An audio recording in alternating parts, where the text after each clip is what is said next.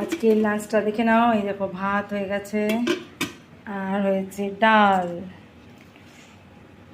ডাল লাউ দিয়ে ভারী ভারী করে মসুর ডাল, আর হয়েছে ডালের সাথে খাওয়ার জন্য পটল ভাজা। ঠিক আছে। আর আমি না পটলের খোসা ছাড়িয়ে ভাজি, ওই জন্য চুপসে যায়। খোসা সমেত ভাজলে ভালো লাগে না, শক্ত শক্ত লাগে। আর এই হয়েছে আজকে কাঁচকলার কোপ্তাকারি, কাঁচকলার বড়া দিয়ে আলু দিয়ে মাখা মাখা একটা তরকারি। সিম্পল লাঞ্চ মেনু আজকে। চলো এবার খেতে বসা যাক।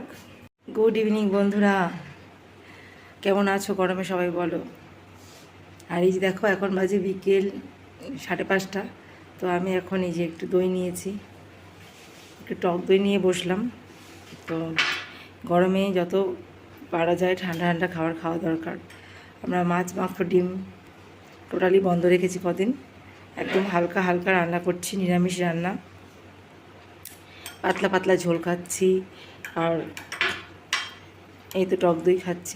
আখের গুড় ভিজিয়েছিলাম, সে আখের গুড়ের জল খেয়েছি সবাই মিলে। সুস্থ রাখার চেষ্টা করছি। যা গরম পড়েছে, এভাবে কিছু ঘরোয়া জিনিস দিয়ে যতটা ভালো রাখা যায় নিজেদের শরীরকে, সেই চেষ্টা করা উচিত। হালকা হালকা রান্না বিশেষ করে খাওয়া দরকার, নুন কম খেতে হবে, আর রিচ খাবার যতটা পারা যায় অ্যাভয়েড করতে হবে। তো আমি দইটা এখন খেয়ে নিই।